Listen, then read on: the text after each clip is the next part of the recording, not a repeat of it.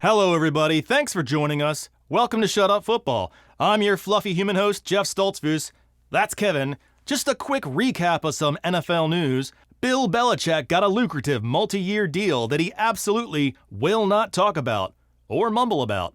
Commissioner Goodell, seen here making a face like a butthole, also got an extension through 2027, which is a big win for people who like to boo at the draft. And former running back Rashad Jennings went viral for a stint on Wheel of Fortune when he couldn't solve this puzzle.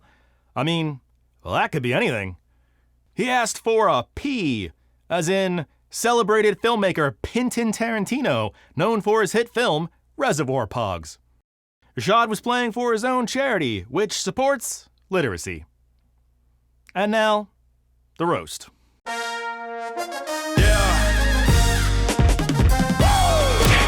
Captain Duval was in the house. I can't believe Jags owner Pakistani Mario let him on the field.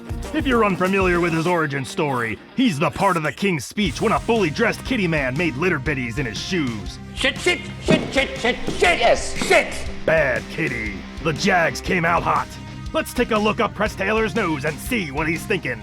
Nope, just boogers. Drew Brees was in the house, eating Superdome Stadium food and suppressing his gag reflex at an MVP level. Christian Kirk had the ball smacked out of his grasp. I warned the team about their olive oil sponsorship, but nobody listens. The broadcast was obsessed with Trevor Lawrence's knee. Hey, eyes up here, weirdos. We had an HR meeting about this. The Jag punter was a sneaky little shit. They faked a punt, and he picked up the first down. Never trust a southpaw. They're full of lies. Dennis Allen was interviewed from the sunken place. He looked like he was camouflaged from an effective offense. Perennial fantasy poacher Taysom Hill came in and stole a touchdown from whatever saint you had rostered. Christian Kirk took a short pass the distance and then dropped out the ball like an Amazon delivery. No word on where he stored his pee bottle. Derek Carr got down on all fours, perhaps to inspire his offense with a charitable offering of pony rides. However, he was rubbing his inner thigh just prior to going down, so I cautioned the Saints before accepting that offer. Jameis Winston majored in dressage, and he'd be damned if he didn't accept a free pony ride. Rejuvenated by a good grift, Carr returned to the field. After the game, Alvin Kamara workshopped his brand new character, Meemaw Skeet Skeet, from his upcoming improv show, Bitch Please. So that's what a plane's butthole looks like. Mr. Beast was on site, dressed like he was going into play. But if he's here, who's entertaining 10-year-olds? 61 batted balls for Baker Mayfield. That's a lot of batted balls. Sounds like Baker could use a safe word. Mine is anti-disestablishmentarianism. Mike Evans got a touchdown, and he seemed to change his mind mid-leap about people. I don't disagree. People are gross. None of you wash your hands after using the restroom. I see you. It's not just for employees. Have some decorum. Baker Mayfield did everything he could to win this game, except win this game, which is the part most will remember. But the question of the day was, where was Bijan Robinson? He barely saw the field. Did he have explosive diarrhea? It would be reckless of me to say he didn't. All I know is, eat shit, fantasy managers. Koo came out for the win. Someone get this man some coffee, because that is a closer. Two dollar store coaches went head-to-head with off-brand quarterbacks. It was Brian Hoyer versus undrafted rookie Tyson Bagent in his first pro start. Bagent bought tickets for 53 friends and family to be there. Odd to be such a specific number, and one that matches the active roster count. Is he giving them away after? Hope you enjoyed the game. You belong to Equanimous now. Bagent ran for a first down and pumped up the crowd. Deontay Foreman ran over everything white and gray on his way to multiple scores and a slap fight. Bagent got his first pro touchdown after Foreman smashed it in. How would you rate the Raiders' performance today? Same. For the second time this season, the Bears looked functional. Brian Hoyer threw another interception, and the Raiders coordinator looked like he needed some church. Hoyer got the hook, and rookie Aidan O'Connell came in, only to throw an interception too.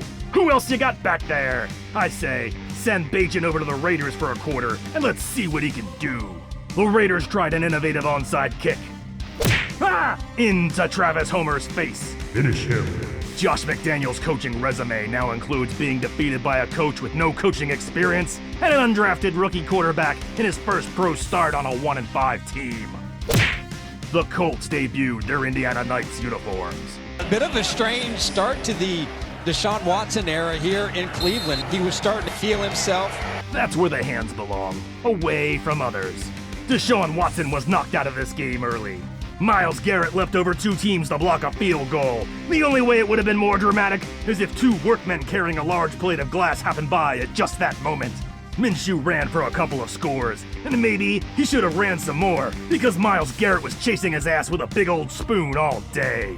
Minshew handed off the ball when he decided to peer into my soul and unlock undiscovered talents that lay me born unto new worlds, naked and afraid, with an indescribable freedom and solicitude. I can play piano now! Myles Garrett got the turnover chain, and good for him, but where's my bike? Kareem Hunt jammed one in for the win, and I guess them Indiana nights gonna be filled with Indiana drinking. There were 10 sacks in this game, which means it's time to break out the Punomatic machine we bought last season but never used. Q10, Kevin. Sacagawea. Sac Efron. Count Sacula. Sack to the future. 12th President of the United States, Zachary Taylor. Samuel L. Saxon. Shaquille O'Neal. First Lady Saki Kennedy. The Sack Brown Band. Star Wars Episode 2. The Sack of the Clones. Waller scored a touchdown, and it was Funky Chicken Colt Medina. For the Giants, first half touchdowns are rarer than an ex-receiver. Ron Rivera was chewing ass like a Rottweiler with worms. He got fired up over a bad call. You kinda got the feeling that somebody just ended up on a list. McLaurin made a huge catch. It looked like he was untouched for a touchdown, but they brought it back. What do you think, safety Xavier McKinney? Oh? The Giants blocked a field goal, and I've never seen Coach Dable so happy.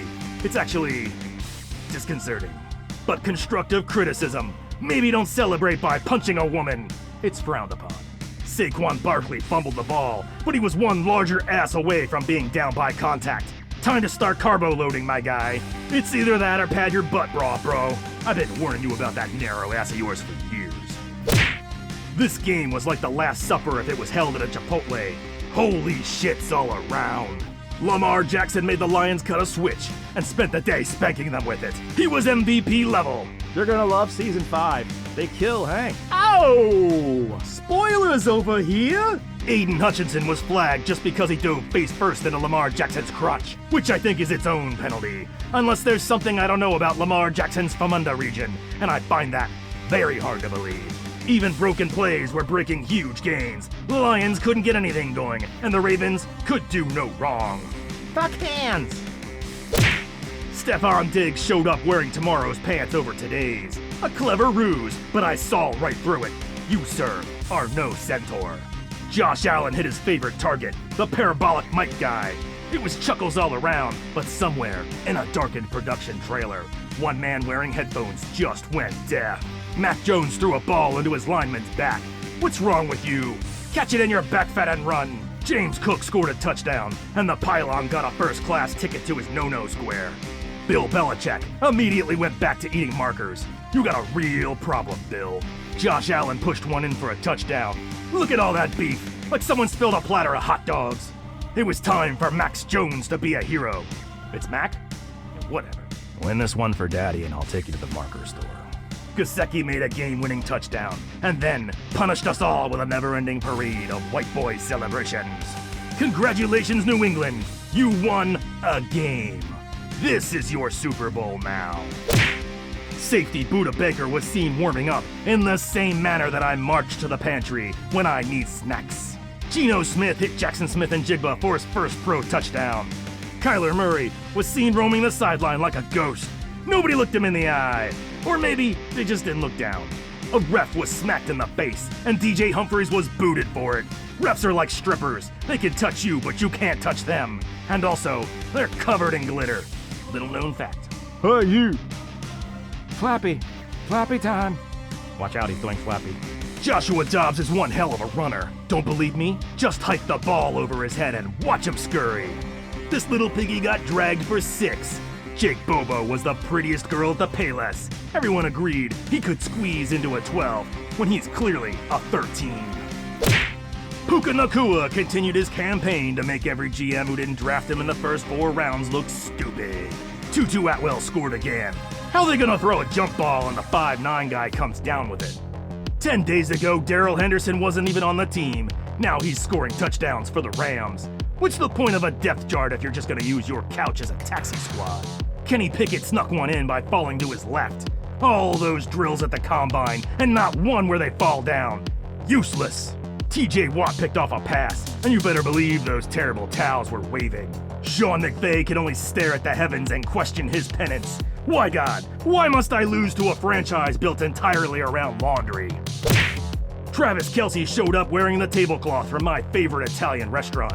Mahomes hit Marquez Valdez-Scantling for his first touchdown since the space race, and they cut to, you know what?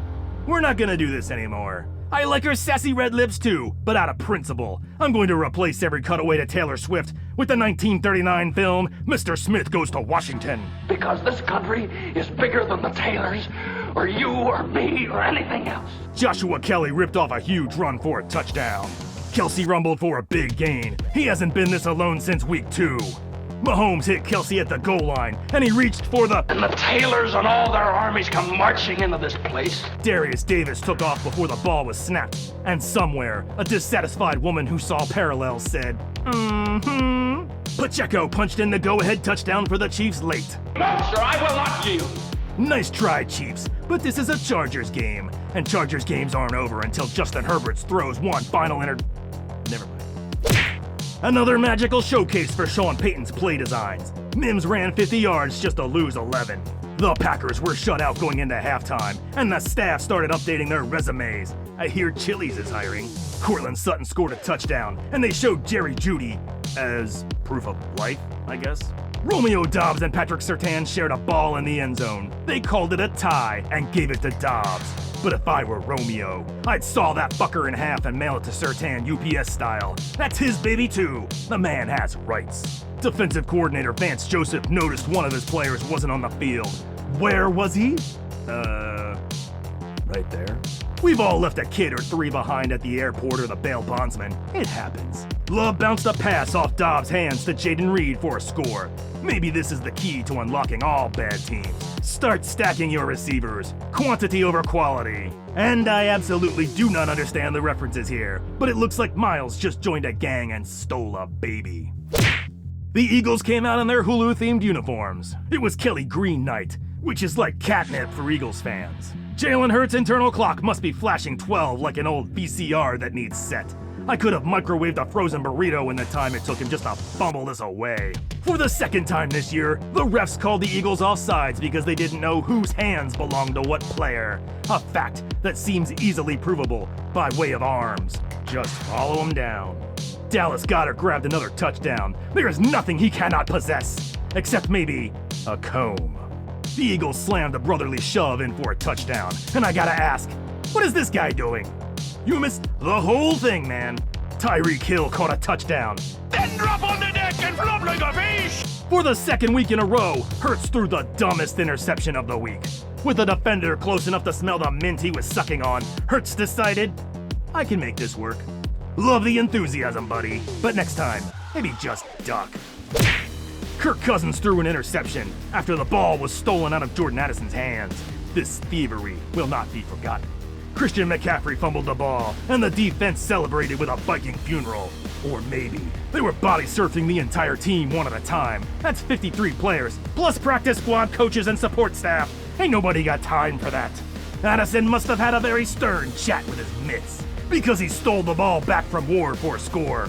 Brock Purdy appeared to fumble, and suddenly we were all stuck staring at his shins in slow motion. Oh yeah, slower. Purdy was intercepted and the Vikings got worms. He was intercepted again to close it out. Vikings fans, drink your tears. It's about time we show some spec to Kirk Cousins. He just hung 300 plus and 2 touchdowns on the Niners defense. And he did it without Justin Jefferson. You shut your mouth when you're talking about him.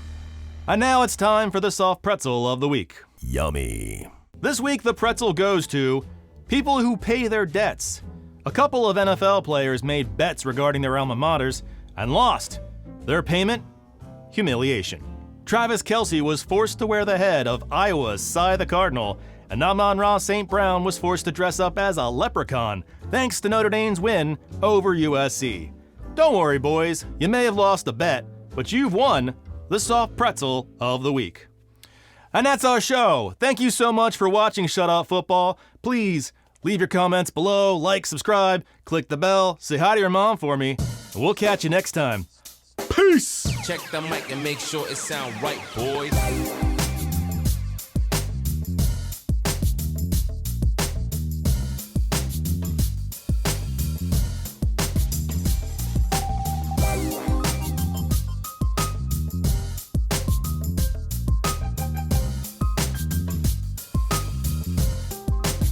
It sound right, boy. Fucking hands.